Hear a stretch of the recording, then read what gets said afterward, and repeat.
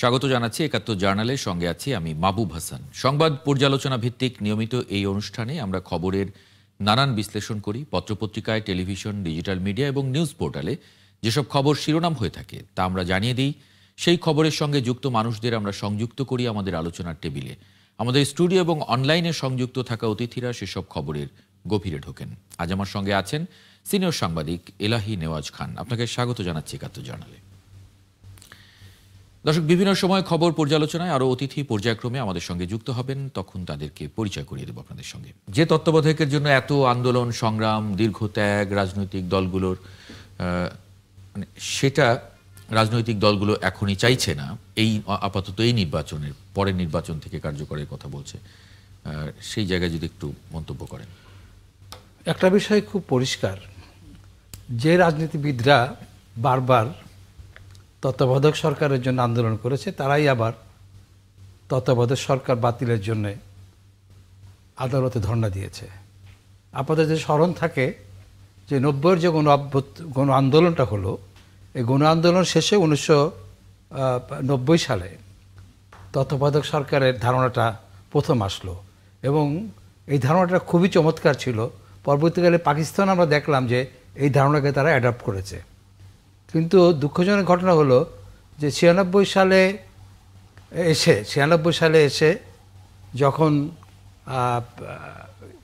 BNP সরকার নির্বাচন দিল তত্ত্বাবধায়ক সরকার ছাড়াই, তখন একটা তুমুল আন্দোলন হলো। সেই আন্দোলনে বিএনপি প্রথম আবার সংবিধানে তত্ত্বাবধায়ক সরকারটা সাংবিধানিকভাবে প্রতিষ্ঠিত করে। কিন্তু মজার ব্যাপারটা হলো যে 90-এর আন্দোলনে আওয়ামী লীগ এটার সাথেই ছিল, যুক্ত ছিল, এবং 96 সাল আন্দোলনে যে আওয়ামী লীগ তত্ত্বাবধায়ক সরকার চ্যাম্পিয়ন হিসাবে নিজেদেরকে ঘোষণা করছে, সেই আওয়ামী লীগ আবার 2011 সালে এই তত্ত্বাবধায়ক সরকার আদালতের মাধ্যমে এটাকে বাতিল করাইছে। 2001 সালে যখন নির্বাচনে বিএনপি তার জোট 2/3 মেজরিটি পেয়েছিল, সম্ভবত ব্যাপারটা এরকম হলো যে আওয়ামী লীগ যেটা হচ্ছে যে মানে যখন নিজের জন্য যেটা নৈতিক মনে করে অন্যের জন্য সেটা অনৈতিক মনে করে। তা আমার জন্য দুঃখজনক এটা যে এই রাজনীতিবিদরা তার সুবিধা অনুযায়ী কখনো তত্ত্বাবধায়ক থাকবে, কখনো তত্ত্বাবধায়ক থেকে বেরিয়ে আসবে। বিশেষ করে আওয়ামী লীগ এই কাজটা বেশি করেছে। এখন আমার কথা যে বাংলাদেশে যে অবস্থা আমরা দেখছি তাতে সত্যিকার অর্থে তত্ত্বাবধায়ক সরকার ছাড়া আসলে অবাধ নিরপেক্ষ নির্বাচন প্রত্যাশা করা যাচ্ছে না, একদমই না। যদি তত্ত্বাবধায়ক সরকার যদি থাকতো নিরপেক্ষ, তাহলে পক্ষে গত 15 বছর এইভাবে নির্বাচন করা সম্ভব ছিল না। সুতরাং আমরা স্বাগত জানাচ্ছি তত্ত্বাবধায়ক সরকার আবার পুনরায় ফিরে আসার জন্য। জি, অতিথিদের যদি একটু যুক্ত করে নিই। ডক্টর শরীফ ভূঁইয়া, সিনিয়র আইনজীবী, বাংলাদেশ সুপ্রিম কোর্ট, এবং যতগুলো পক্ষ এই তত্ত্বাবধায়ক সরকার পুনর্বহালের যে আদালতের মাধ্যমে সেই রিটের যারা পক্ষভুক্ত ছিলেন তাদের অন্যতম একজন রিটকারী আইনজীবী অ্যাডভোকেট সৈয়দ জয়নাল আবেদিন মেজবা, সহ আইন বিষয়ক সম্পাদক কেন্দ্রীয় বিএনপি, ব্যারিস্টার ASM শাহরিয়ার কবির, আইনজীবী সুপ্রিম কোর্ট, এবং অ্যাডভোকেট নাজমুস সাকিব, কেন্দ্রীয় যুগ্ম সদস্য সচিব, national lawyers alliance NCP। Doctor Sharif Bhuiyan, আপনাকে দিয়ে যদি শুরু করি, আপনারা যে রিট করেছিলেন এবং এখানে বিবিসির একটি সংবাদের শিরোনাম এরকম যে তত্ত্বাবধায়কের জন্য এত আন্দোলন সংগ্রাম ত্যাগ, সেটা আপনারা এখনই চাইলেন না কেন? সেটা কোর্ট যে রায় দিয়েছে সেই রায় আসলে আপনাদের চাওয়ার ভিত্তিতেই এরকমটি আমরা যতটুকু জানি, একটু যদি বলেন।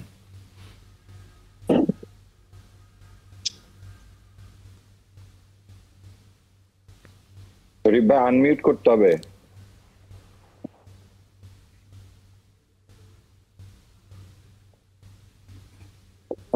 জি জি, এখন শুনছি। দুঃখিত, আমার এখানে একটু টেকনিক্যাল সমস্যা হচ্ছে। আপনার প্রশ্নটা আরেকবার একটু বলবেন সংক্ষেপে? আমরা বলছি যে আপনারা তত্ত্বাবধায়ক সরকার ব্যবস্থা পুনর্বহাল চাইলেন, কিন্তু রাজনৈতিক দলগুলো যে আন্দোলন করেছে, সংগ্রাম করেছে, তারা দীর্ঘ যে ত্যাগ সংগ্রাম, সেখানে যখন তত্ত্বাবধায়ক সরকার ব্যবস্থা ফিরে আসার সুযোগ তৈরি হলো, তখন আবার এখনই না, বিষয়টা এরকম কেন?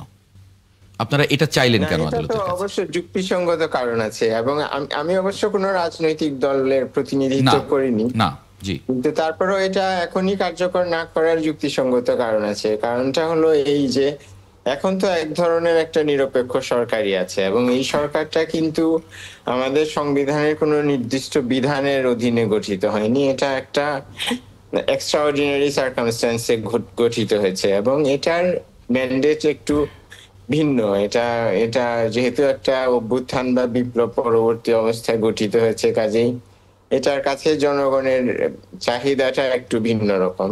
চাহিদার মধ্যে সংস্কারের বিষয় আছে, চাহিদার মধ্যে একটা নির্বাচন করে নির্বাচিত সরকারের কাছে ক্ষমতা হস্তান্তরের বিষয় আছে। কাজেই গত বছর জুলাই আগস্ট মাসে যখন বিপুল আত্মত্যাগের বিনিময়ে একটা সরকারের পতন হলো, তখন জনগণের পক্ষ থেকে ওনাদেরকে দায়িত্ব দেওয়া হলো। কাজেই সেই দায়িত্বের মধ্যে ওনাদের নির্বাচন করার দায়িত্ব পড়ে। কাজেই এখন যেহেতু একটা স্পেশাল কনস্টিটিউশনাল সিচুয়েশনে ওনারা এসছেন, এবং এটা একটা জাতির আকাঙ্ক্ষা যে ওনারা এই নির্বাচনটা করে নির্বাচিত সরকারের হাতে ক্ষমতা দিয়ে যাবেন। কাজেই এই পরিস্থিতিতে আবার আগের পদ্ধতিতে একটা তত্ত্বাবধায়ক সরকার গঠন করা সম্পূর্ণ অপ্রয়োজনীয় বলে আমি মনে করি।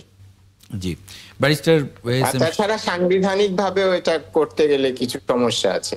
আচ্ছা, এর মধ্যে প্রধান সমস্যা যেটা হলো যে তত্ত্বাবধায়ক সরকার ব্যবস্থার যে ধারাগুলো, আমাকে কি শোনা যাচ্ছে? শুনতে পাচ্ছি, আমরা শুনতে পাচ্ছি, জি আপনি শেষ করেন। যে ধারাগুলো এখন সংবিধানে ফিরে এসছে, তার মধ্যে একটা অন্যতম হলো 58C অনুচ্ছেদ। ওখানে খুবই সুস্পষ্ট ভাবে বলা আছে যে তত্ত্বাবধায়ক সরকার গঠন করা হবে একটা সংসদ যদি ভেঙে যায় বা ভেঙে দেয়া হয় তার 15 দিনের মধ্যে। জি, সেটা সম্ভব আমাদের এখন সেটা সম্ভব নয়, এটা একটা অসম্ভব, কারণ আমাদের সংসদ 1 বছরেরও বেশি আগে ভেঙে গেছে। কাজেই আপনি যে ধারাগুলো এখন সংবিধানে ফিরে এসছে আজকের রায়ের মাধ্যমে, সেই ধারাগুলো প্রয়োগ করে আপনি একটা তত্ত্বাবধায়ক সরকার কিন্তু গঠন করতে পারছেন না। কাজেই এটা এমন কথা নয় যে এটার জন্য আন্দোলন সংগ্রাম হয়েছে, এখন রাজনৈতিক দলগুলো চাচ্ছে না। দুটো কারণ, এখন এটা প্রয়োজন নেই, কারণ আমাদের এক ধরনের নিরপেক্ষ একটা সরকার আছে নির্বাচন করার জন্য। কাজেই আমাদের এই তত্ত্বাবধায়ক সরকার প্রয়োজন নেই। দ্বিতীয়ত, এটা চাইলেও আমরা গঠন করতে পারছি না, কারণ সংবিধানের যে অনুচ্ছেদগুলো এখানে অ্যাপ্লিকেবল সেগুলো এখন প্রয়োগ করা অসম্ভব। জি, ব্যারিস্টার SM শাহরিয়ার কবির। ধন্যবাদ। আসসালামু আলাইকুম। আপনার মাধ্যমে সমস্ত টিভি দর্শকদেরকে সালাম ও শুভেচ্ছা। শরীফ ভাই যেটা বললেন, এই মামলায় আমিও একজন লয়ার, জি আমিও একজন পিটিশনারের লয়ার। আচ্ছা, শরীফ ভাই যে কথা বলেন, দুইটা জিনিস দেখেন। কোর্ট ত্রয়োদশ সংশোধনী বাতিল করলেন, কিন্তু মনে ভুলে যাবেন না পঞ্চদশ সংশোধনীর মাধ্যমে কিন্তু ত্রয়োদশ সংশোধনীকে বাতিল করা হয়েছে। তো ত্রয়োদশ সংশোধনী যদি ফিরে আসে, পঞ্চদশ সংশোধনীর সবকিছু কিন্তু হাইকোর্ট যখন রায় দিছে তখন সবকিছু বাতিল করেনি। সো 13দশ সংশোধনীর কনস্টিটিউশন ঢুকলেও পঞ্চদশ সংশোধনীর কারণে বেশ কিছু আর্টিকেল স্টিল নাও সাসপেন্ড আছে। সো এই শুনানিটা আমাদের লিভ গ্রান্ট হয়েছে। পঞ্চদশ সংশোধন যতক্ষণ শুনানি না হয়ে বাতিল না হচ্ছে ততক্ষণ পর্যন্ত তত্ত্বাবধায়ক সরকার ব্যবস্থা পুরোপুরি অ্যাজ ইট ইজ এটাকে ঢুকানো সম্ভব না। দ্বিতীয় আর একটা কথা, মাননীয় প্রধান বিচারপতি মহোদয় উনি শুনানির এক পর্যায়ে জিজ্ঞাসা করছিলেন আপনাদের রাজনৈতিক বন্দোবস্তর কি খবর, কারণ তখন জুলাই সনদ নিয়ে আমাদের কিন্তু রাজনৈতিক দলগুলো একটা বন্দোবস্তে এসছেন, এবং সেখানে কিন্তু তত্ত্বাবধায়ক ব্যবস্থার আমি বলবো আমূল না অনেক পরিবর্তন এসছে। হ্যাঁ, সেটা তো সংবিধানে কি করতে হবে, ইনকর্পোরেট করতে হবে, এবং সেটা ইনকর্পোরেট করার জন্য কিন্তু জুলাই সনদে অলরেডি আমরা কিছু নোট অফ ডিসেন্ট সহ এগ্রিড হয়েছে এবং সাইন্ড হয়েছে। তাহলে আজকে ত্রয়োদশ সংশোধনী যদি বলেও দিত যে আজ থেকে কার্যকর, সে তো কার্যকর হচ্ছে না, কারণ দুইটা কারণ, একটা 15 অ্যামেন্ডমেন্টের কারণে, জুলাই সনদের কারণে। সো সেই কারণে কোর্টের ঘাড়ে বন্দুক রেখে যে পলিটিক্যাল সিদ্ধান্ত আদায়ের যে অপচেষ্টা শেখ হাসিনা করেছেন, সেই জায়গা থেকে কোর্টকে আমাদেরকে মুক্তি দিতে হবে। এবং এই কারণে আমার পক্ষ থেকে সকল রাজনৈতিক দলের যত লয়ার আমরা ওখানে ছিলাম, আমরা যারা আমাদের সাবমিশন রেখেছি, আমরা সব সময় চেয়েছি ইন্ডিপেন্ডেন্ট অফ জুডিশিয়ারি থাকুক, জুডিশিয়ারিকে বিতর্কের ঊর্ধ্বে উঠে রাখুক। সেই কারণে কোর্ট কিন্তু বলেনি যে কোন ইলেকশন হবে, কোর্ট বলছে প্রসপেক্টিভ ইফেক্ট দেওয়া হলো, এটি তো রেট্রোস্পেক্টিভ ইফেক্ট দেওয়ার কোনো সুযোগ নাই। আর একটা জিনিস দেখবেন, মনে হয় 7 তারিখে শিডিউলটা ঘোষণা হবে। এই 7 তারিখের আগে এই জাজমেন্ট আসার সম্ভাবনা একেবারেই নাই। যদি জাজমেন্ট আসতে আরো 2 মাস লাগে, তাহলে আপনার ইলেকশনটা কি অনিশ্চিত হয়ে যাবে না? কারণ আমরা তো বলতেছি ফেব্রুয়ারি ফার্স্ট উইকে, মানে পূর্ণাঙ্গ রায়ের কথা বলছেন? জি জি, পূর্ণাঙ্গ রায়ের কথা। এখন তো রায়টা তো ডেলিভারি হলো, পূর্ণাঙ্গ রায়টা তো আপনাকে পেতে হবে, তাই না? সো এইটা পাইতে যদি 1-1.5 মাস দেরি হয়, তাহলে আপনার ইলেকশনটা তো অনিশ্চিতের মধ্যে পড়বেন। তখন আবার আমরা সবাই মিলে সরকারকে বলবো যে সরকার জুডিশিয়ারিকে ইউজ করে নির্বাচনটাকে ডিলে করতেছে। সো আমার সাংবাদিক ভাই যে কথাটা বললেন, কথাটা ওইভাবে ঠিক না, এটা আমাদের প্রাণের দাবি। এবং আজকে যে সরকার আছে, দিস সরকার ইন্টিম গভর্নমেন্ট, এই ইন্টিম গভর্নমেন্টের মধ্যে আমরা ইন্টারমিডিয়েটে পড়ছিলাম, সকল খারই খারক কিন্তু সকল খারক খান না। ঠিক এই গভর্নমেন্টের মধ্যেও, এই গভর্নমেন্টের যে কয়টা ম্যান্ডেট আছে তার মধ্যে ইলেকশন একটা ম্যান্ডেট, যেহেতু এটা আসেই, সুতরাং আপনি আর একটা এক্সট্রা বার্ডেন দেওয়ার দরকার নাই। রাদার দেন 15 অ্যামেন্ডমেন্ট বাতিল হয়ে যাবে, বাতিল হয়ে গেলে ইনশাল্লাহ, যদি বাতিল হয়ে যায়, 13 অ্যামেন্ডমেন্ট কনস্টিটিউশন ঢুকবে, জুলাই সনদের ভিত্তিতে একটা তত্ত্বাবধায়ক ব্যবস্থার কাঠামো হবে, তারই ভিত্তিতে, নতুন বন্দোবস্তের ভিত্তিতে আমরা একটা নতুন কাঠামোতে যাব, এবং সেটা নেক্সট ইলেকশন থেকেই হবে। জি, অ্যাডভোকেট সৈয়দ জয়নুল আবেদিন মেজবা, আপনার মন্তব্য আশা করছি। আপনাকে এবং আলোচক বৃন্দকে এবং সেই সাথে যারা শুনছেন সবাইকে ধন্যবাদ জানাচ্ছি। আসলে আজকের এই রায়টি একটা ঐতিহাসিক রায়, এবং সেটা হচ্ছে এখানে 3টা বিষয় আমাদের আলোচক বৃন্দ উল্লেখ করেছেন: পঞ্চদশ সংশোধনী, জুলাই সনদ, এবং এই সমস্ত মিলেই আবার 58 গ দিতে, যে সেটা মানে চতুর্দিকেই একটা বাইন্ডিংস রয়েছে। আর সেই কারণে এটা এই যে তত্ত্বাবধায়ক সরকার, এর পরবর্তী গভর্নমেন্ট যিনি যত এই নির্বাচনটার পরে যে চতুর্থদশ যে নির্বাচন হবে, ওই নির্বাচনেরই জন্য এটা উপযুক্ত। আর ত্রয়োদশ সেটা হচ্ছে এই সরকারকেই তাদের মতো করতে হবে। কারণ হচ্ছে আমরা যদি পঞ্চদশ সংসদের যে আপিল শুনানি আছে ওটা শেষ না হয়, সেখানেও তত্ত্বাবধায়ক সম্পর্কে একটা কথা রয়েছে। সে মিলে আমি মনে করি যে এটা রাজনৈতিকদের বিষয় না, সারা দেশের মানুষেরই, মানে বিশেষ করে আমাদের দেশের বিচার ব্যবস্থাকে একটা স্বাধীনভাবে কাজ করার সুযোগ, এবং এই বিচার বিভাগকে এবং বর্তমান অন্তর্বর্তীকালীন সরকারকে মুখোমুখি না করে দেওয়া, এটার জন্যই এই রায়টা আসলে যেটা বলা হয়েছে যে পরবর্তীতে কার্যকর হবে প্রসপেক্টিভ, সেই ক্ষেত্রে আমি মনে করি যেটা ঠিক আছে, এবং এটা পরবর্তী সরকারের মাধ্যমেই এটা প্রতিষ্ঠিত হওয়া উচিত।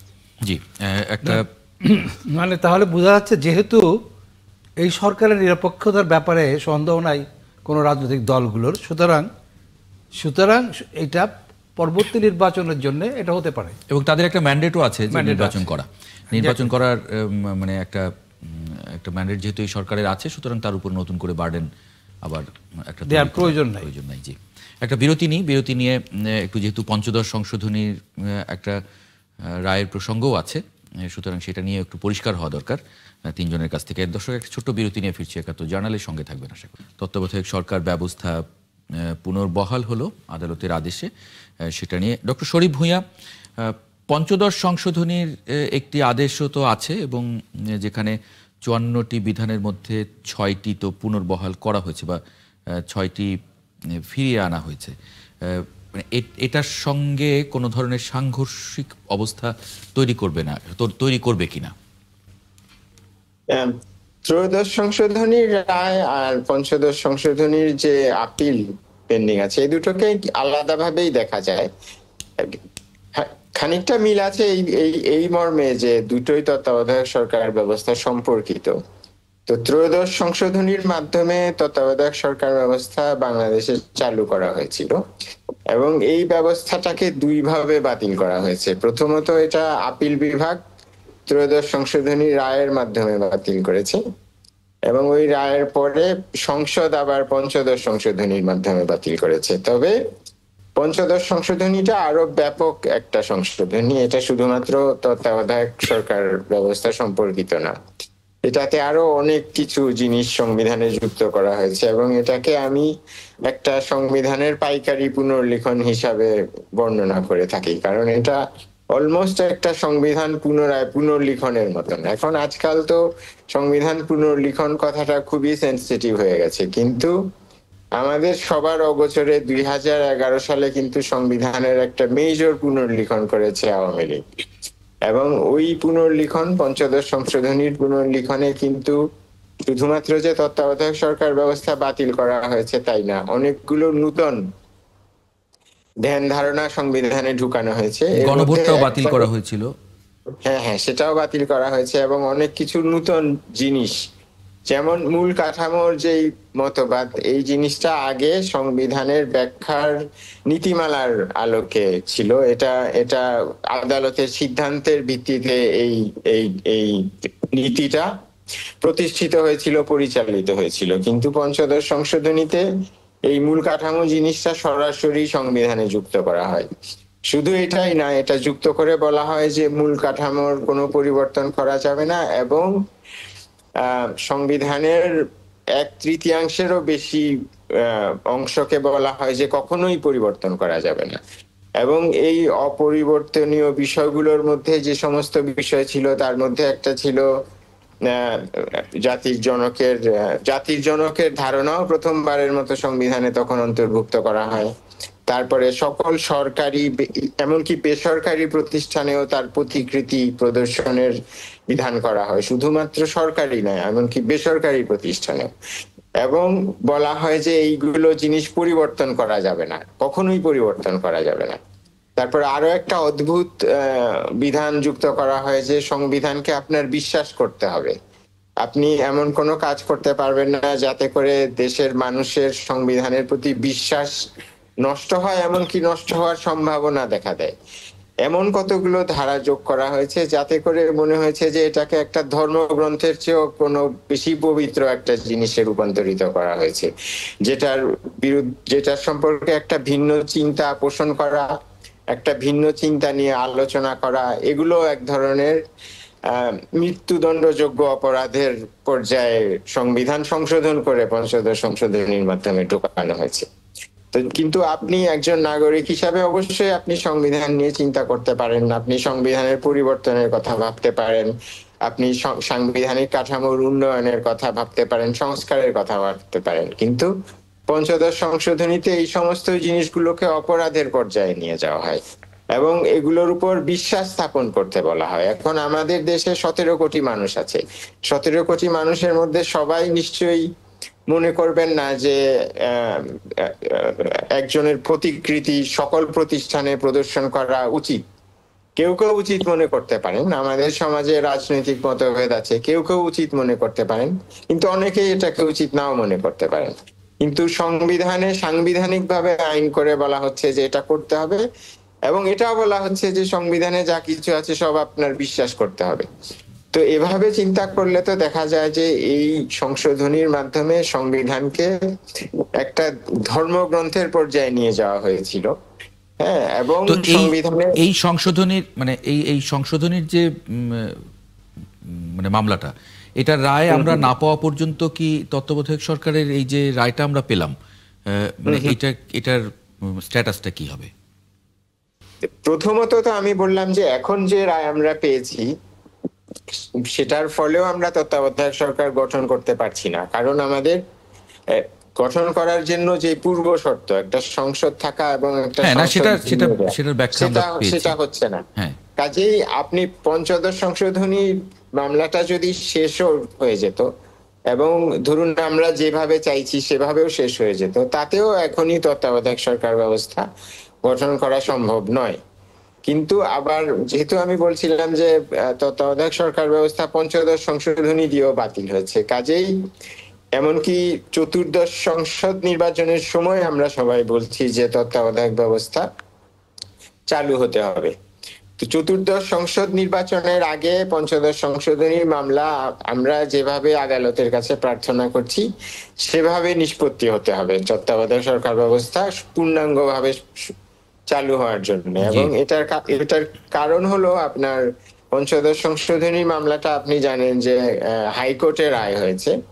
তো হাইকোর্ট যেটা করেছে যে আপনার 58A ধারা এবং দ্বিতীয় 2 ক পরিচ্ছেদ এই দুটোকে পুনর্বহাল করেছে সংবিধানে। তো তত্ত্বাবধায়ক সম্পর্কিত বিধানের মধ্যে এগুলো মূল বিধান, সেটা সন্দেহ নেই, কিন্তু এই যেটুকু অংশ হাইকোর্টের রায়ে সংবিধানে ফিরে এসছে তার বাইরেও কিন্তু আরো অনেক কিছু আছে যেগুলো ত্রয়োদশ সংশোধনীর মাধ্যমে অন্তর্ভুক্ত করা হয়েছিল সংবিধানে, কিন্তু পঞ্চদশ সংশোধনীর হাইকোর্টের মামলার রায়ে সংবিধানে ফিরে আসেনি। এটা আদালতের একটা বোনাফাইডি ইনঅ্যাডভার্টেন্ট মিস্টেকের কারণে এরকম হয়েছে বলে আমি মনে করি। এবং এটা আমরাও আদালতের নজরে, আমি বিশেষ করে আনিনি এই কারণে যে আমি আদালতের কাছে চাইছিলাম যে ওনারা যেন পুরো পঞ্চদশ সংশোধনীটা বাতিল ঘোষণা করেন।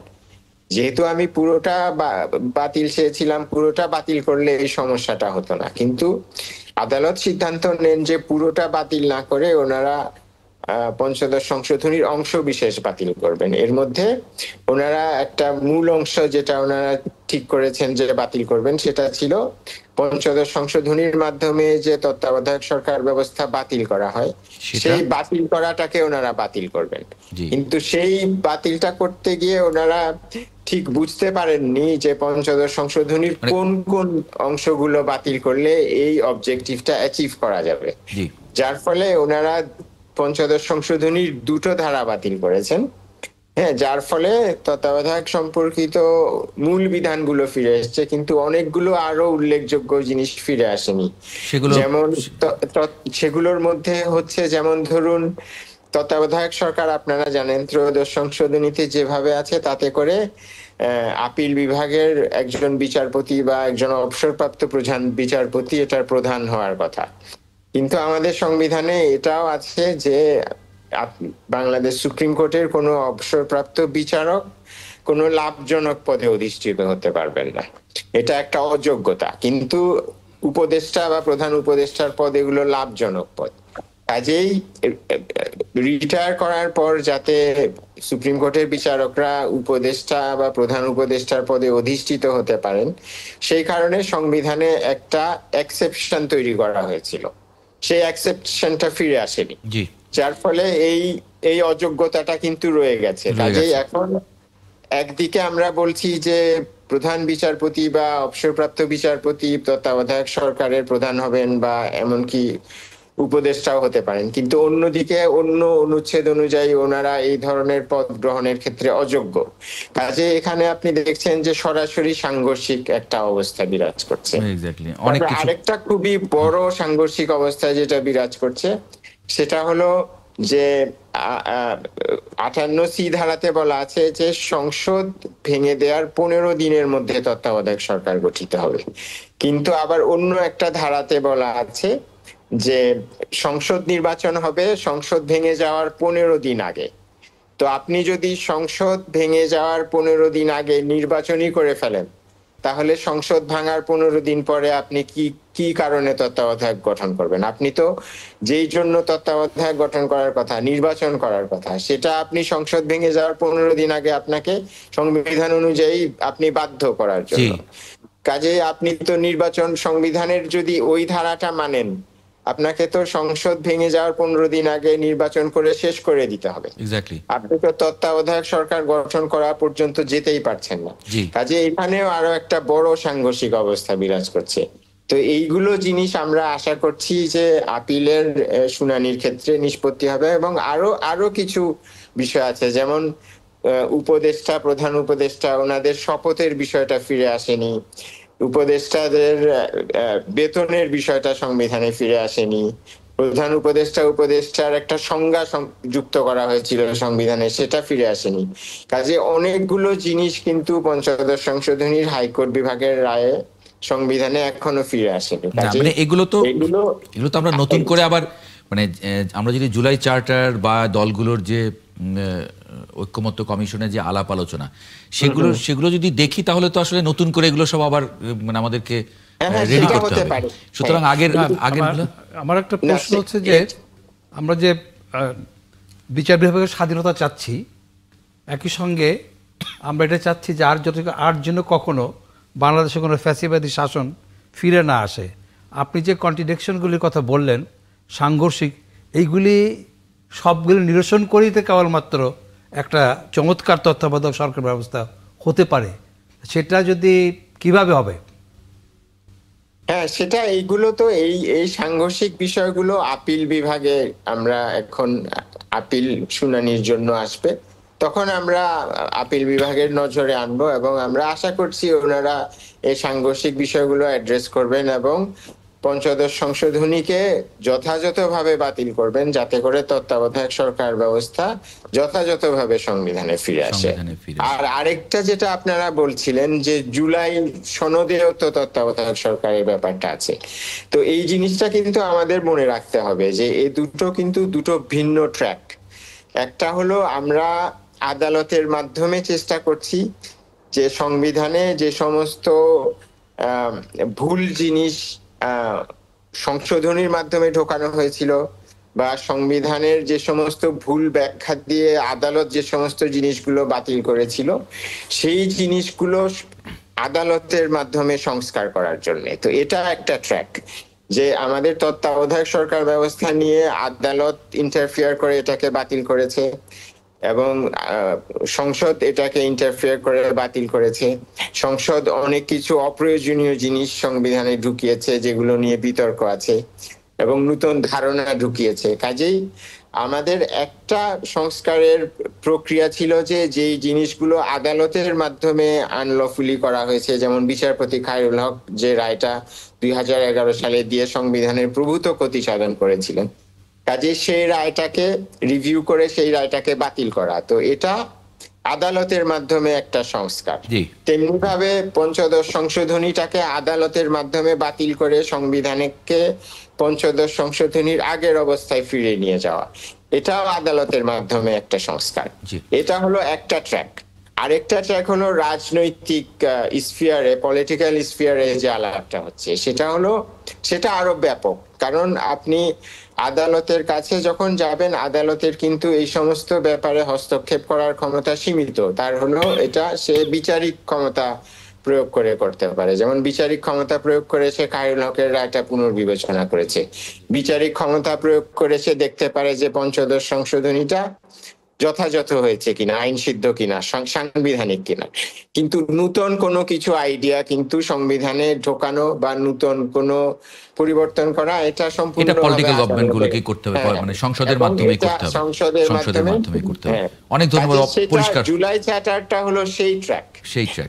হ্যাঁ, ওই ট্র্যাকে আবার অনেকগুলো সংস্কার আলোচনা হচ্ছে এবং এই দুটো মিউচুয়ালি এক্সক্লুসিভ। আমি আদালতের মাধ্যমে যেটুকু অর্জন করতে পারছি অর্জন করব, বাকিটা পলিটিক্যাল ঐক্যমত্য কমিশনের মাধ্যমে হয়েছে যেটা, সেটা আসলে ঐক্যমতের মাধ্যমে পলিটিক্যাল পার্টিগুলো করবে। এখন যে রুটটা প্রেসক্রাইব করা হয়েছে সেভাবে হবে। অনেক ধন্যবাদ ডক্টর শরীফ ভূঁইয়া। যদি না হয় শুধুমাত্র আদালতেরটা দিয়েও আমরা অনেকখানি অগ্রগতি করতে পারবো। এই জন্যই দুটো ট্র্যাককেই সচল রাখাটা খুব জরুরি আমি মনে করি। ডক্টর শরীফ ভূঁইয়া, ব্যক্তিগত কারণে আপনি একটু আগে চলে যেতে চেয়েছেন, আপনাকে অনেক ধন্যবাদ তাও এতক্ষণ যুক্ত হবার জন্য। অনেক কিছু পরিষ্কার হলো। আমার বাকি অতিথিরা সঙ্গে আছেন, আমি যদি একটু অ্যাডভোকেট নাজমুস সাকিব। আমি আপনাদের এখানে যুক্ত হতে পেরে, আমার কাছেও কথা বলতে পেরে খুব ভালো লাগলো এবং আমি আপনাদের সবাইকে ধন্যবাদ জানাই আর আপনার মাধ্যমে আপনার দর্শকদেরকে শুভেচ্ছা জানাই। আর আশা করি আপনারা আমাকে ক্ষমা করে দেবেন যে আমি আগে একটু বিদায় নিচ্ছি। Thank you very much. ধন্যবাদ। জি, অ্যাডভোকেট নাজমুস সাকিব, মানে আদালতের মাধ্যমে যে রায় এসেছে এবং যদি পঞ্চদশ সংশোধনী রায়টাও আমরা পেয়ে যাই, সেক্ষেত্রে তত্ত্বাবধায়ক সরকার সংবিধানে যেভাবে আছে, তার মানে তো আমরা আদালতের একটা গাইডলাইন পেয়ে যাচ্ছি, সংবিধানে আছে। সুতরাং সেখানে আবার কোনো সংবিধান সংশোধন করার একটা প্রক্রিয়া তো যুক্ত হয়ে যাবে। তখন তো আসলে সেই সময়ের যে সরকার, তার অনেকটা মানে ইচ্ছার প্রতিফলন তৈরি হবে কিনা। ধন্যবাদ আমাকে একাত্তর জার্নালে সংযুক্ত করার জন্য এবং একই সাথে আমি দেশবাসী সহ আমার আইন অঙ্গনের সহকর্মী বৃন্দের প্রতি শুভেচ্ছা জানাচ্ছি। আসলে দেখেন, আমার কাছে মনে হয় এই যে তত্ত্বাবধায়ক সরকার ব্যবস্থাকে কেন্দ্র করে বা 13 অ্যামেন্ডমেন্টকে কেন্দ্র করে যে আপিল বিভাগে দীর্ঘদিন ধরে শুনানি হচ্ছে, এটা একটু অপ্রয়োজনীয় বিষয়। এটা কোনোই দরকার ছিল না। আমাদের প্রথম সমস্যা হচ্ছে, আমরা জুলাই আগস্ট যে আন্দোলনের সফলতা বলি, সেটাকে আমরা কি হিসেবে চিহ্নিত করছি সেটাই আমরা ঠিক করতে পারি নাই। এটা কি রেভলিউশন বা বিপ্লব নাকি অভ্যুত্থান? এই জায়গায় হচ্ছে আমাদের সবচেয়ে বড় সমস্যা। আপনি শুরুর দিকে খেয়াল করবেন, চিফ জাস্টিস সৈয়দ রাফাত আহমেদ এটাকে রেভলিউশন বলতেন, ইভেন ডক্টর ইউনূস সাহেবও এটাকে রেভলিউশন বলতেন বা বিপ্লব বলতেন। কিন্তু পরবর্তীতে নানান প্রেসারের কারণে বিপ্লবটাকে অভ্যুত্থানে নিয়ে আসা হলো, এখন আবার অভ্যুত্থানকে নিছক আন্দোলনের দিকে নিয়ে আসা হলো বা একটা ঘটনা বলে চিত্রিত করা হলো। আমি যদি সেটাকে বিপ্লব বলি, আপনি দেখবেন আমাদের বর্তমান যে সংবিধানটা আছে এটা কিন্তু এই দায়টা কার? মানে একটা বিপ্লবকে কি গণ অভ্যুত্থানে পরিণত করা যায়? মানে এই দায়টা কার আসলে? এই দায়টা সকলেরই। এটা আমাদের হয়তো বুঝার ভুল, অথবা আমরা ইচ্ছে করে ওইদিকে হাঁটছি না। কারণটা বিষয়ে আমি মানে আপনি কি এরকম মনে করেন যে দেশের মানুষ আসলে, মানে আমরা বলছি বিপ্লব কিন্তু দেশের মানুষ বিপ্লব মনে করছে না নাকি? তাহলে তো দেশের মানুষই এটাকে প্রোটেক্ট করতো। না, বিপ্লব বলতে আমাদের একটা মিসকনসেপশনের জায়গাও আছে। আমাদের মিসকনসেপশনের জায়গা হচ্ছে, আমরা বিপ্লব বলতে ক্লাসিক্যাল সমাজতান্ত্রিক করতে আমরা বিপ্লব চিন্তা করি। বিপ্লব যে একটা গণতান্ত্রিক বিপ্লবও হতে পারে, সে বা বুর্জোয়া ডেমোক্রেটিক রেভলিউশন যেটাকে বলা হয় সেটাও যে হতে পারে, এই ধারণা আমাদের সমাজের মধ্যে বা আমাদের দেশের মধ্যে ওভাবে ডেভেলপ করে নেয়। সমস্যা এই জায়গায়। কিন্তু যত বিপ্লব ডেমোক্রেটিক রেভলিউশনের যত ধরনের কম্পোনেন্ট আছে বা উপাদান আছে, সবগুলো বাংলাদেশের মধ্যে বিদ্যমান ছিল। না, আসলে কি এরকম যে বিপ্লব, এটা বিপ্লবী, অনেক জায়গায় অনেক বিপ্লব হাতছাড়া হয়ে যায়, সেরকম কি মনে হয়? বিপ্লবের তো কয়েকটা স্তর আছে। এটা একদিক থেকে হচ্ছে, এটা আমরা জুলাই আগস্ট আন্দোলনটা যখন সফল হলো, এটা হচ্ছে বিপ্লবের সূচনা বিন্দু। আপনি ক্ষমতাটা টেক ওভারটা নিলেন, এরপরে এই যে আপনি দেখেন অন্তর্বর্তীকালীন সরকার, এটা কি সংবিধানের মধ্যে আছে? নাই। এই সরকার ব্যবস্থাটা আমরাই তৈরি করেছি। এটার সাথে আপনি মিল পাবেন রুশ ফেব্রুয়ারি বিপ্লবের সাথে। 1917 সালে ফেব্রুয়ারিতে আরেকটা বিপ্লব হয়েছিল, রুশ ফেব্রুয়ারি বিপ্লব, অক্টোবর বিপ্লবের আগে, যেটা মাস পিপলের রেভলিউশন ছিল, গণবিপ্লব ছিল। বাংলাদেশেও সিমিলার, এটা মাস পিপলের রেভলিউশন, গণবিপ্লব, এটা কোনো প্লান্ট রেভলিউশন না। জি, barrister S M Shahriar Kabir, মানে এখন কি এই আদালতের রায়ের মাধ্যমে সংবিধান আসলে কি গুরুত্বপূর্ণ হয়ে উঠলো নাকি? ধন্যবাদ আপনাকে। দেখেন, কিছু মিসকনসেপশন আছে। আমার সাকিব যেটা বললো, জুডিশিয়াল রিভিউর কাজ হচ্ছে দেখা কোন আইন প্রপারলি কনস্টিটিউশন যেভাবে বলা আছে সেভাবে করা হয়েছে কি হয়। আপনি কি ডিক্লেয়ার করতে পারেন এটা আলট্রা ভাইরাস মানে কি, এই আইনটা অবৈধ, এতটুকুই কিন্তু সীমা হচ্ছে জুডিশিয়াল রিভিউ। খায়রুল হক সাহেব যেভাবে একটা আইনকে, তত্ত্বাবধায়ক সরকারের বিলটাকে অবৈধ ঘোষণা করলেন, সেটা আমরা বলতেছি, রিভিউ করে বললাম যে খায়রুল হক সাহেবের ওই জাজমেন্টটা ঠিক না। কোর্ট এখানে দেখবেন যে এটা আসলে উনি একটা রাজনৈতিক উদ্দেশ্যে বা অন্য কোনো ম্যালাফাইড পারপাসে এই জাজমেন্টটাকে এইভাবে বাতিল তত্ত্বাবধায়ক সরকার করছে কি করেনি। এবং আরো একটা জিনিস দেখবেন, প্রতারণার কথা বলছে কিন্তু আপনার কোর্টে। এটা আমরা বলছি এই কারণে, যখন শর্ট অর্ডার দেওয়া হয়, সেই শর্ট অর্ডারে বলছিল নেক্সট টু ইলেকশন তত্ত্বাবধায়ক সরকার আন্ডারে হবে, এবং এই শর্ট অর্ডার ডেলিভারি করার পর মূল অর্ডার, মানে আজকে যেমন বললাম জাজমেন্ট এখন বের হয়নি, জাজমেন্ট দিয়েছে 16 মাস পর, এবং সেই জাজমেন্ট আর এই কথাটা খায়রুল হক সাহেব রাখলেন না। তাহলে এইটা যেদিন আপনি প্রোনাউন্স করলেন আর যখন ডেলিভারি করলেন, তাহলে দুই রকম তো করার কোনো বিধান নাই। তাহলে আপনি প্রতারণা করলেন, এবং সেই জন্য বলা হয় ফ্রড ভিসিয়েটেড এভরিথিং। এবং এই একটা মানে লজিকের ভিত্তিতে এই পুরা জাজমেন্টটা নাল অ্যান্ড ভয়েড হয়ে গেল। আরো একটা জিনিস দেখেন, শর্ট অর্ডারের পর এই জাজমেন্টটা বের হওয়ার আগেই কিন্তু 15 অ্যামেন্ডমেন্ট করে ফেলে দিলেন কে, শেখ হাসিনা। এবং একটা জাজমেন্ট হওয়ার পরে উনি বললেন, জাজমেন্টের দোহাই দিলেন যে জাজমেন্ট হয়ে গেছে, অতএব আমাদেরকে তত্ত্বাবধায়ক ব্যবস্থা রাখা যাবে না। এই করে পুরা কনস্টিটিউশনকে ফুটনোট বেস করে ফেলেন। এই বিষয়ে একটা জিনিস মনে হয়, দেখেন রাশিয়াতে এক সময় যদি আপনার বাসায় কমিউনিস্ট ম্যানিফেস্টো না পাওয়া যেত তাহলে আপনাকে হত্যা করা হবে।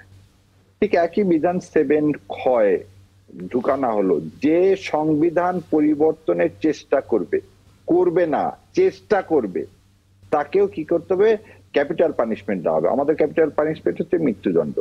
তার মানে আজকে যে এই কনস্টিটিউশনকে যদি আপনি কি করে সংরক্ষণ করেন, তাহলে এই যে সনদ যারা করলেন, যারা এর সাথে জড়িত, সবার শাস্তি হয়ে যাবে মৃত্যুদণ্ড। সেই জন্য বলতেছি আমরা যে এখানে তত্ত্বাবধায়ক সরকার ইন্ট্রোডিউস হওয়াটা কোর্টের কাজ না। কোর্টের কাজটা হচ্ছে যেভাবে যে প্রসিডিওরে এই তত্ত্বাবধায়ক সরকার ব্যবস্থা বাতিল করছে সেটা সঠিক ছিল না পলিটিক্যাল প্রেশার। আমরা সবাই জানি যে শেখ হাসিনা কোর্টের ঘাড়ের উপর বন্দুক রেখে স্বীকার করছে, তো সেটা আজকে এক্সপোজড হয়েছে যে না, এটা একটা পক্ষপাতমূলক, এটা ষড়যন্ত্রমূলক, এবং এখানে একটা ফ্রডের আশ্রয় নিয়ে তত্ত্বাবধায়ক ব্যবস্থাটাকে বাতিল করা হয়েছে। সেই জন্য সাকিবের ওই পাঠ, হ্যাঁ আমাদের এটা করার দরকার ছিল না, কিন্তু যদি এটা এইভাবে রেখে দিতাম তাহলে ইতিহাসে আমরা কোনোদিন এটা বলতে পারতাম না যে খায়রুল হক সাহেব পুরা জাতির সাথে প্রতারণা করছেন শেখ হাসিনার এজেন্ডা বাস্তবায়নের জন্য।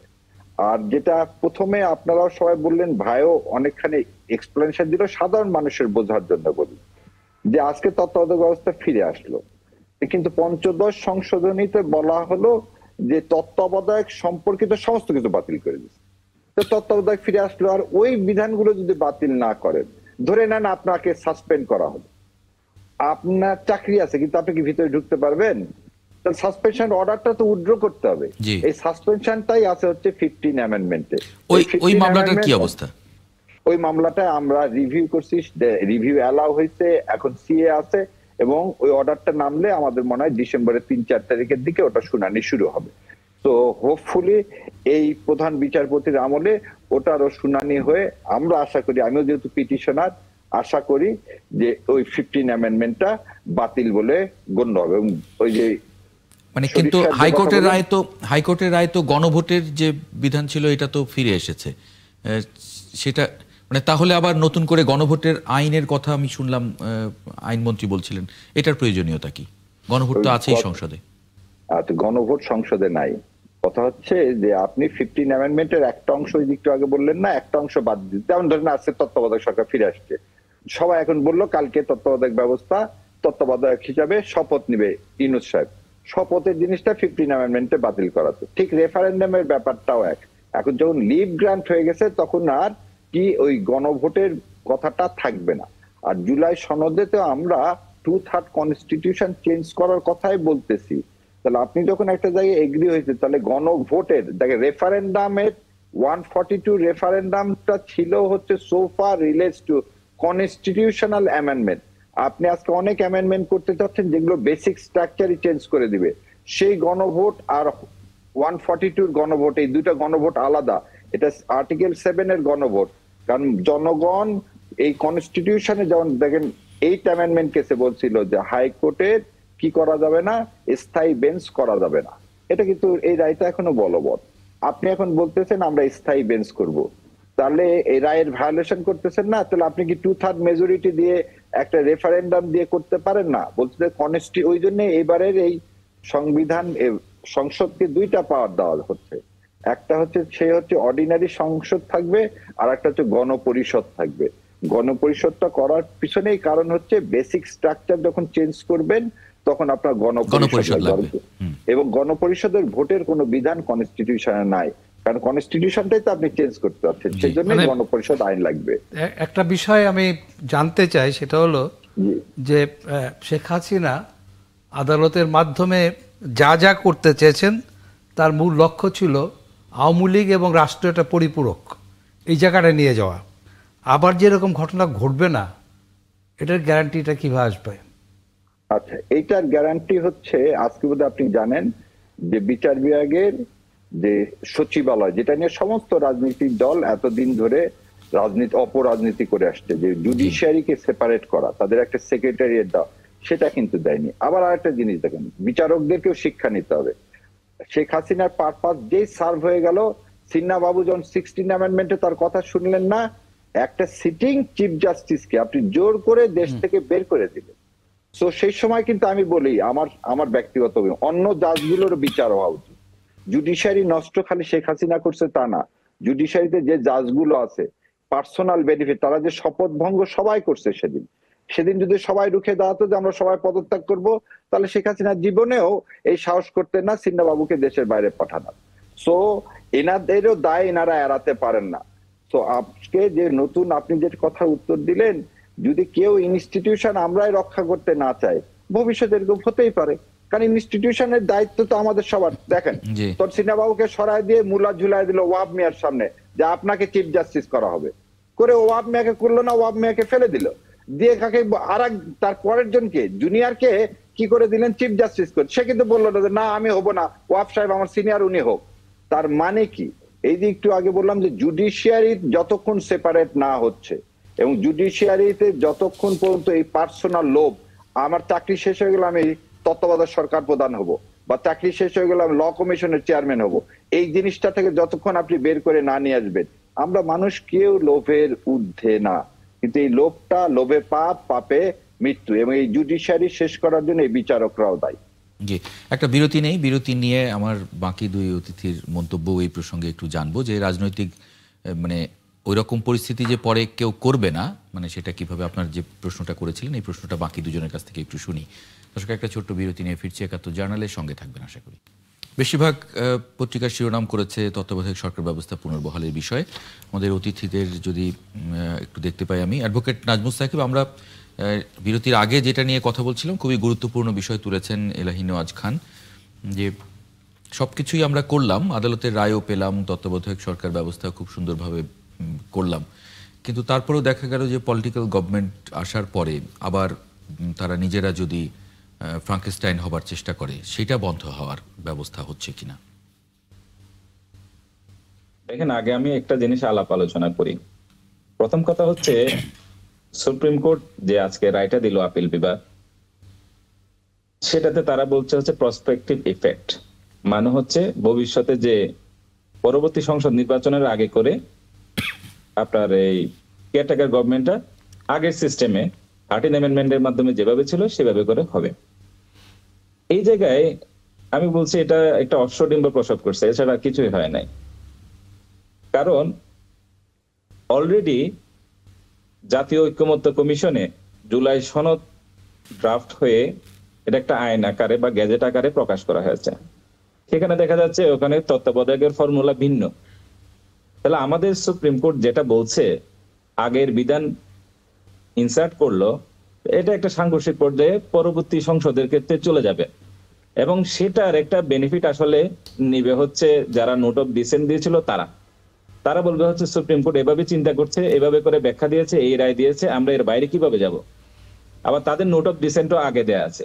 এই ক্ষেত্রে আমার মনে হয় সুপ্রিম কোর্টের কি করা দরকার ছিল, যদিও তো এসে ওনারা রায় দিয়ে ফেলেছেন, তারপর ওনারা হয়তো এটা করতে পারতেন যে আগে যেহেতু প্রধান বিচারপতি খায়রুল হকের নেতৃত্বাধীন যে রায়টা, যে ফ্রডটা করা হয়েছে সেটা তাদের নজরে আসছে, সেজন্য রায়টা বাতিল করে দেয়া। বাট বলা দরকার ছিল, আমি ব্যক্তিগতভাবে মনে করি এবং আমাদের এনসিপিও মনে করে, যে ডক্ট্রিন অফ পলিটিক্যাল কোয়েশ্চেনের যে ব্যাপারটা, পলিটিক্যাল কোয়েশ্চেন তত্ত্বাবধায়ক সরকার ব্যবস্থা এটা ভেরি মাচ পলিটিক্যাল কোয়েশ্চেন, এটা সেটেলড হবে হচ্ছে পলিটিক্যাল এরিনাতে, রাজনৈতিক পরিসরে সেটা সেটেলড হবে। এক্ষেত্রে জুডিশিয়াল ওভাররিচ যেটা আগে করা হয়েছে, লিগ্যাল টার্মিনোলজি যদি বলি জুডিশিয়াল ওভাররিচ, তার নিজের যতটুকু না পাওয়ার আছে সেটাকে ওভার এক্সারসাইজ করেছে। আপনি যদি আমেরিকার কনস্টিটিউশনাল সিস্টেমের মধ্যে দেখেন, তখনকার যে চিফ জাস্টিস মার্শাল ছিলেন, উনি বলেছিলেন যে কনস্টিটিউশনাল অ্যামেন্ডমেন্টের ক্ষেত্রে সুপ্রিম কোর্ট হাত দিতে পারে না। আমাদেরকেও মনে হয় যে ওই দিকে যাওয়া উচিত। সুপ্রিম কোর্ট কেন সংবিধানের অ্যামেন্ডমেন্ট গুলোতে হাত দিবে? সংবিধান তো না, মানে সেটা তো মানে যখন আমরা ওই আইনগুলো আমাদের থাকবে তখন আমরা বলতে পারি, কিন্তু এখন কি আদালতের এর বাইরে যাওয়ার সুযোগ আছে? এই বিষয়টা তো আদালতে আসারই কথা না। এই বিষয়টা আদালতে কেন সেটেলড হবে এখন? এই বিষয়টা তত্ত্বাবধায়ক এই সিস্টেমটা, এটা তো ওভার এনথুজিয়াজম বা কারো কোনো আলটেরিয়ার মোটিভ থাকতে পারে, নাইলে এটা সুপ্রিম কোর্টে কি জন্য যাবে? জি, শাহরিয়ার ভাই, আজকে যারা প্রধান এখানে আপনার উত্তর অবশ্যম্ভাবী হয়ে যায়। একটু বলে সাকিব, জন মার্শাল মার্বেরি ভার্সেস মেডিসনে বললেন যে supreme court is the guardian of the constitution, এবং মার্শাল আর্টটা বললে ইন্টারপ্রিটেশনের কাজ হচ্ছে সুপ্রিম কোর্টের।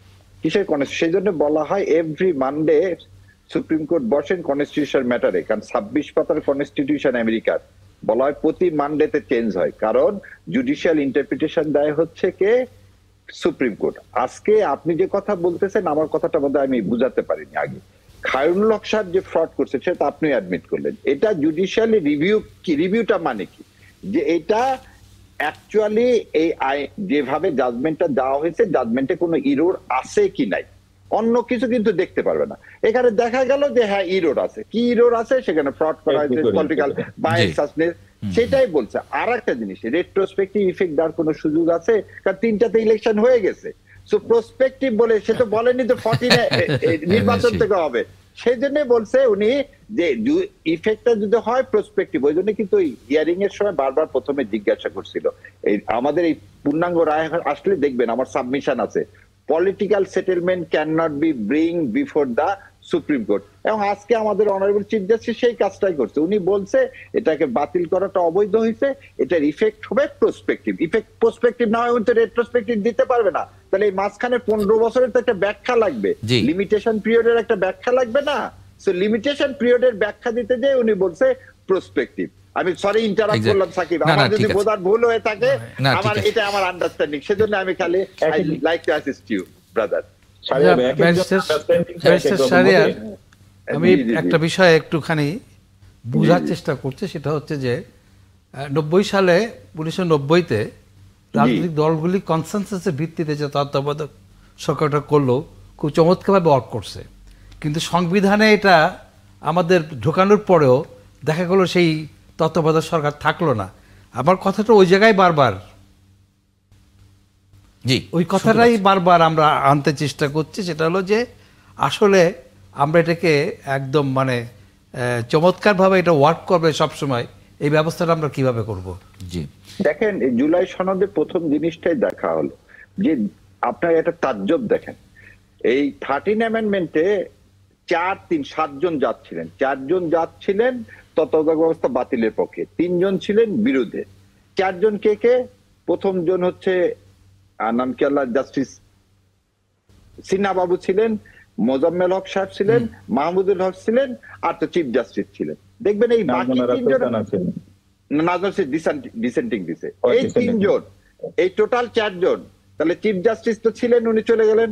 তারপরে কি হলো, মোজাম্মেল হক সাহেব হলেন, সিনহা বাবু হলেন, মাহমুদুল ইসলাম হলেন। সো এই যে পুরস্কারের ধারাটা আপনাকে এটা কাটেল করতে হবে। কি কাটেল করতে হবে? ওই তো বললাম লোভে পাপ, আপনি তো লোভ দেখায় দেখায় আপনি কেড়ে নিচ্ছেন। সো আপনি আইন যতই করেন, এই লুপ হোল গুলো এবারে আইডেন্টিফাই হয়েছে এই জুলাই সনদে। সেই জন্য জুলাই সনদের মধ্যে কিন্তু একটা আমূল পরিবর্তন তত্ত্বাবধায়ক ব্যবস্থার মধ্যে নিয়ে আসা হচ্ছে, যাতে জুডিশিয়ারির। আপনার এই প্রশ্নটা আমি ভাই জি এলাহি নওয়াজ খানের এই প্রশ্নটা আমি একটু অ্যাডভোকেট সৈয়দ জয়নাল আবেদিন মেজবা আপনার কাছে মানে একইভাবে একটু ইয়ে করতে চাই, কারণ শাহরিয়ার ভাইকে যে প্রশ্নটা করা হয়েছে সেটা আসলে এই প্রশ্নের ব্যাপারে আমিও একটু মন্তব্য করব। জি তাহলে আমি বড় একটা বিরতি নিয়ে আসি, আমি তাহলে একটু বেশি সময় দিতে পারবো দুজনকেই, সৈয়দ জয়নাল আবেদিন মেজবা এবং নাজমুল সাকিব, দুজনের কাছেই ফিরবো তখন বিরতি থেকে ফিরে। দর্শক একটা ছোট্ট বিরতি নিচ্ছে, ৭১ জানুয়ারি সঙ্গে থাকবেন আশা করি।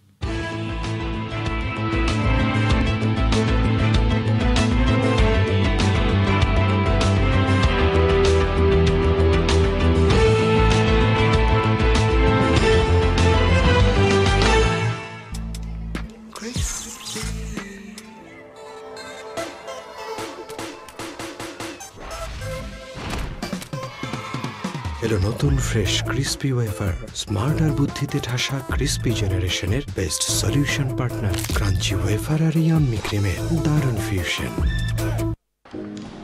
ব্রো, ওয়ানডেতে ট্রাভিস হেডের স্ট্রাইক রেট কত? গুগল ছাড়া কিভাবে বলবো? তোদের লবণে কি আয়োডিন নাই? থাকে তো। সেদিন তো স্যার ক্লাসে বললো ঠিক আয়োডিন খেলে মনেই থাকে, গুগল লাগে না। Strike rate 106। ওর মনেই থাকে, মেমোরি একদম শার্প, কারণ মা খাবারে দেয় সঠিক মাত্রার আয়োডিন সমৃদ্ধ ফ্রেশ সল্ট। তাই মেমোরি গেমে লেভেল আপ করতে খাবারে চাই fresh super premium salt, sharpness 10-এ 10।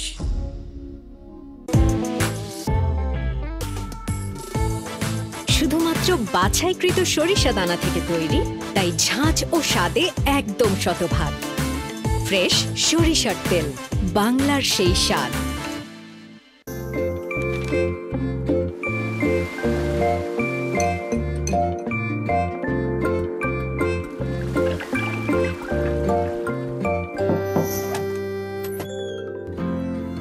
জীবন অবাক না করলে কে করবে? 28% মিল্ক ফ্যাটের অবাক করার সাথে ফ্রেশ মিল্ক পাউডার। জীবন অবাক করুক প্রতিদিন।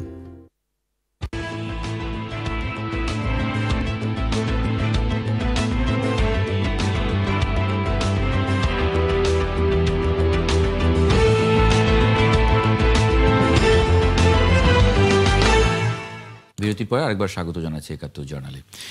বিরতির আগে এলাহি নেওয়াজ খানের যে প্রশ্নটা ছিল ব্যারিস্টার এসএম শাহরিয়ার কবিরের কাছে, সেই একই প্রশ্ন নিয়ে আমি ফিরছি অ্যাডভোকেট জয়নাল আবেদিন মেজবা আপনার কাছে। জি, প্রশ্নটা কাইন্ডলি একটু। জি, নেওয়াজ ভাই আরেকবার একটু করেন। না, প্রশ্নটা ছিল যে আমরা 90-এর গণ আন্দোলনের পরে রাজনৈতিক দলগুলি ঐক্যমত্য পোষণ করে যে তত্ত্বাবধায়ক সরকারটা করেছিল, চমৎকারভাবে সেটা ওয়ার্ক করলো, কিন্তু পরবর্তীকালে এটা সংবিধানে সংযোজন করার পরেও এটা অনেকের কাছে এটা মনে হলো না, বিশ্বাসযোগ্য মনে হলো না, এবং তারা মনে করলো যে এই তত্ত্বাবধায়ক সরকার তাদেরকে ক্ষমতায় আনতে পারবে না, সুতরাং তত্ত্বাবধায়ক সরকার দরকার নাই। তো আমার কথা হলো যে এটা কিভাবে গ্যারান্টেড হবে যে আর কখনোই যাতে আর কেউ যাতে এটা না করতে পারে, এবং শুধু না করতে পারে, মানে এটাকে আবার এই বাতিল করে মিসইউজ করে আদালতকে প্রভাবিত করে, যেটা ঘটেছে তো আমরা দেখলাম তো, সংবিধানে অন্তর্ভুক্ত থাকার পরেও সংশোধনের মাধ্যমে এটা বাতিল করা হয়েছে। ভবিষ্যতে ঘটবে না, এই গ্যারান্টিটা আমরা কিভাবে করব? ধন্যবাদ। দেখেন, আমাদের যে স্বাধীনতার প্রথমেই ছিল কিন্তু গণতন্ত্র এবং আমাদের অধিকার নিয়ে। তো আমাদের প্রথম সংসদ নির্বাচন হলো 1973 সালে, এবং সেখানে গণতন্ত্রকে কিভাবে মানে হত্যা করা হয়েছে, কিভাবে জোর করে ভোট নেওয়া এবং হেলিকপ্টারও ভোট নিয়ে আসা হয়েছে। ওই প্রথম নির্বাচনটাই তো হয়ে গেল বিতর্কিত। এরপরে আমরা যত 90-এর কথা বলেছেন, ঠিকই বলেছেন, পরবর্তীতে এটাকে আমরা যেভাবে 90-তে যেভাবে সারা দেশে গ্রহণযোগ্য হলো, একটা সুন্দর ভোট হইলো, একদম চমৎকার একটা পরিবেশ সৃষ্টি হইলো। আমাদের দেশের সমস্যা হচ্ছে কি, আমরা যারা আমাদের অধিকাংশ ক্ষেত্রে আমরা যেমন সৎ বলি, যেমন আমি মদ খাবো, ঘুষ খাবো, জুয়া খেলবো, অথচ আমার ইমাম সাহেব হবেন সৎ লোক, উনি কোনো মেয়ের দিকে তাকাবেন না, আমরা এরকমই খুঁজি। আমাদের হচ্ছে আমরা নিজেদের যত সময় না সততা এবং স্বচ্ছতা এবং গণতন্ত্র মনা না হব, তত সময় যত কেতাবি আইনি হোক, যত সংশোধনী হোক, তাতে কোনো কাজ আসবে না। সেটা আমাদের রাজনৈতিক সবারই, সব দলেরই। আমরা আমাদের নিজেদেরকেই সংশোধন হতে হবে। হ্যাঁ, আমরা দেখেন 54-55 বছরও কিন্তু আমরা একটা সুন্দর দেশ করতে পারিনি, দিতে পারিনি মানুষের মৌলিক অধিকার, দিতে পারিনি মানুষের কোনো চাকরি, অথবা আজকেও আমরা দারিদ্র্য সীমার অনেক মানে নিচে বসবাস করতেছে আমাদের দেশের অধিকাংশ।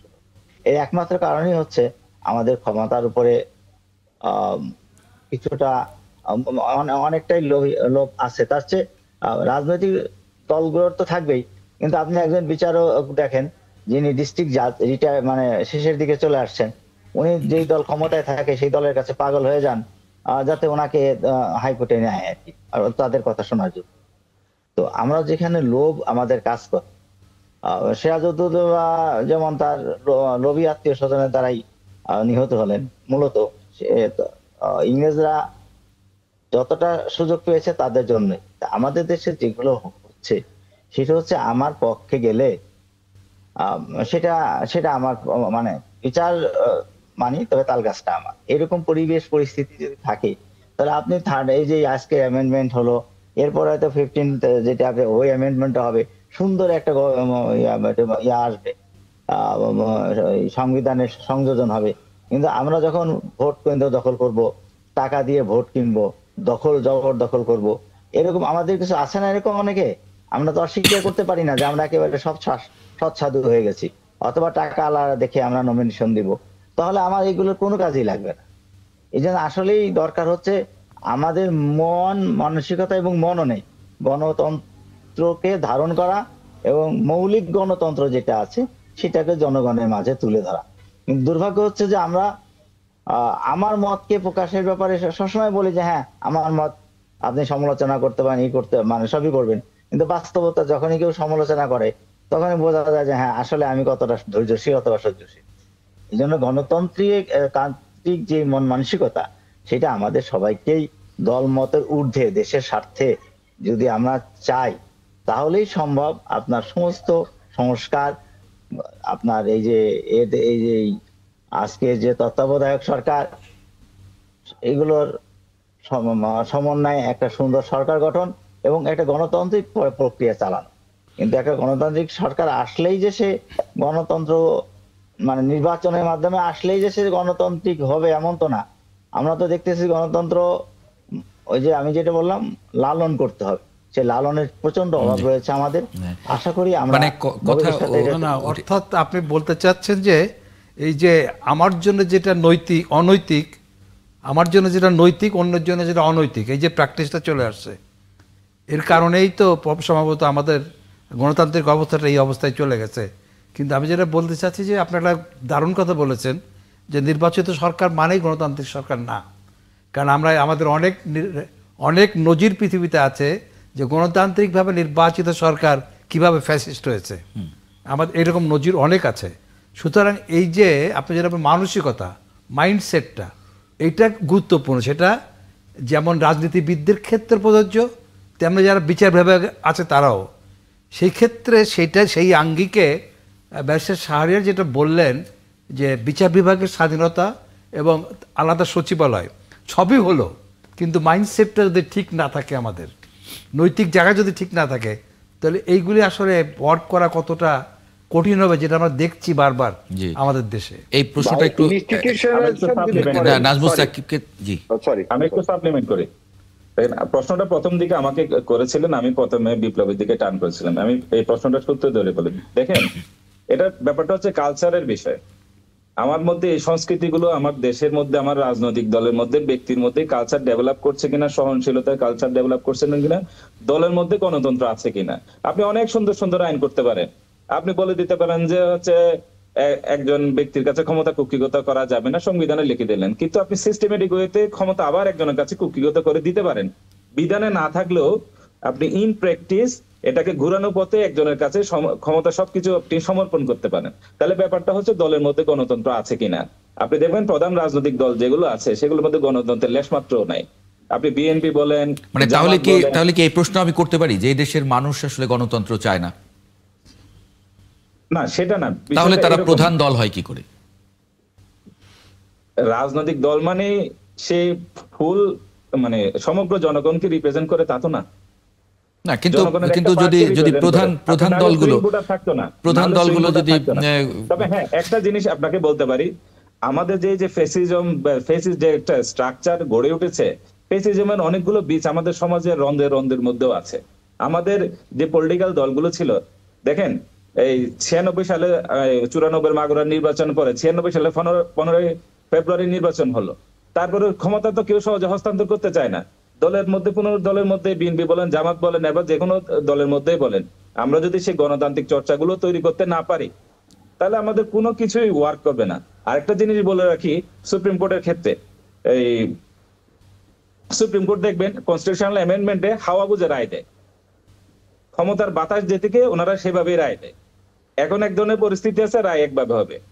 আবার দেখবেন হচ্ছে শুধুমাত্র দুইটা ক্ষেত্রে এগুলো আবার আদালত অবমাননা হয়ে যাবে নাকি? মানে এটা বলা এইভাবে ঠিক না। সাকিব, কথা হচ্ছে যে ইনস্টিটিউশনালাইজেশন না করলে আপনি করছেন যে ভাইয়ের উত্তরও বলতেছে 53 বছর আপনি কোনো ইনস্টিটিউশনালাইজেশন করেননি। ওই যে ওই ভাইও বললেন যে এই নিচে লোয়ার কোর্টের যা উপরে আসার জন্য যে আশা বা লালিত, আপনি ইনস্টিটিউশন দাঁড় করান আর হাওয়া বুঝে সবসময় হয় তা না। আপনি 15 বছর আপনি এই কথা বললেন, খালেদা জিয়া যদি সেই সময় তত্ত্বাবধায়ক সরকার না মানে নিত কি হতো? ওইখানে একটা বিলই পাস হয়েছে, 12ই ফেব্রুয়ারি ইলেকশনের পর মাত্র একটা বিলই পাস হয়েছে, সে তো শেখ হাসিনার মতো 15 বছর থেকে যেতে পারতো। সো ওইভাবে আপনি জামাত আর ইয়া বললেন সেটা না, এইসব দলগুলোর মধ্যে একটা এইভাবে হাওয়া দিলে ভাই এটা ঠিক না। আমরা এই জিনিসগুলো ওভারলুক করে কথা বলতেছিলাম। জামাত ইসলামে ভোট করে জামাত ইসলামের নেতা নির্বাচিত হয়, জামাতে অন্যরকম ভাবে হয় না। সো এইভাবে কথাগুলো বলা চলে না। না এখানে আমি একটু কথা বলতে এইট অ্যামেন্ডমেন্ট এবং 16 অ্যামেন্ডমেন্ট ছাড়া এইট অ্যামেন্ডমেন্টে বিচারকদের সুবিধার কিছু বিষয় ছিল বা আমাদের আইনজীবী সমাজের আমি এখানে 15 সেই ফেব্রুয়ারির ইলেকশন 96 সালে আর পরবর্তী ঘটনাবলীর মধ্যে কিন্তু যথেষ্ট পার্থক্য আছে। কারণ 96 সালে কিন্তু বিএনপি বেগম খালেদা জিয়ার নেতৃত্বে সরকার, ওনারা কিন্তু জনগণের চাপের মুখে, আমি জানি সেদিন আমি পার্লামেন্টে উপস্থিত ছিলাম কিভাবে এই তত্ত্বাবধায়ক সরকারটা হয়েছিল, কিন্তু পরবর্তীকাল ইতিহাস কিন্তু সম্পূর্ণ ভিন্ন। জনগণের স্বতঃস্ফূর্ত চাপ থাকা সত্ত্বেও হাসিনা এই আওয়ামী লীগ সরকার সামান্যতম দেখান নাই। দুটার মধ্যে অনেক পার্থক্য। সম্মানটা করতে হবে বেগম খালেদা জিয়াকে, সেদিন জনগণের তিনি মেনে নিচ্ছেন জনগণ সকল, এবং সে জনগণকে রেসপেক্ট করছেন, সে নাম করতো। আপনি হাসিনার মতো এরকম ছোট্ট বাচ্চা দিয়ে হেলিকপ্টার দিয়ে জীবনও করেন, বেগম খালেদা জিয়াউর রহমান এই কাজগুলো করেন। তো যাকে যা দান সেটা দিতে হবে, না হলে আর ওইভাবে বলা যাবে। এবং আমি সেদিন পার্লামেন্টে ছিলাম কিভাবে হয়েছে সেই সংবিধান সংশোধনীটা।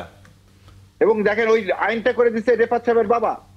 তাহলে এখন যদি আপনি বলেন উনি তো আওয়ামী লীগ করতেন, খালেদা জিয়া তো বলতে পারতেন না আওয়ামী লীগের লয়ার ড্রাফট নিব না, এটা হবে না। বেস্ট লয়ার ইনি অ্যাপয়েন্ট করছে বেস্ট আইনের জন্য। সো আমরা সহনশীল, হাসিনা আমাদের সমস্ত সহনশীলতা নষ্ট করে দিছে। আপনারা যা এনসিপি ভাইরা আছেন আপনাদেরকেও এটা আমাদের সবাইকে আবার সহনশীলতার কথা বলেছি, অবশ্যই আমরা সেটা সমর্থন করি, সেজন্য আপনাদের ফোন করে কথা, আপনারা তো বিপ্লবের সন্তান। আমি একটা কথা বলতে চাই, 30 সেকেন্ডসে যদি একটু শেষ করেন কাইন্ডলি, একটু অল্প সময়। সেটা হচ্ছে যে দলগুলোর ভিতরে গণতন্ত্রের কথা বললেন এবং জামাত এবং বিএনপির কথা বললেন, এনসিপি আমাদের লার্নার্ড, কিন্তু এনসিপি যে সমন্বয়ক এবং মুখ্য সমন্বয়ক ওনারা যারা হয়েছেন, ওনারা কি ওনাদের সদস্যদের ভোটে সমন্বয়ক অথবা মুখ্য সমন্বয়ক হয়েছেন? ওনাদের ভিতরে কি গণতন্ত্র চর্চা শুরু? ভাই এইসব কথা না বলি, এখন আপনারা আমরা যেহেতু একটা কনসেনসাসের দিকে যাচ্ছে জাতি, সেখানে এগুলো উত্থাপন না করাই ভালো। ঠিক আছে, অনেক ধন্যবাদ advocate Syed Zainal Abedin Mejba, barrister ASM Shahriar Kabir, advocate Nazmus Sakib, একই সঙ্গে এলাহি নওয়াজ খান। আপনাকেও ধন্যবাদ জানাচ্ছি দীর্ঘ সময় আমাদের সঙ্গে উপস্থিত থাকার জন্য। দর্শক আপনাদেরকেও ধন্যবাদ। আগামীকাল একই সময় 71 জানাল দেখার আমন্ত্রণ রইল। সঙ্গে পাবো।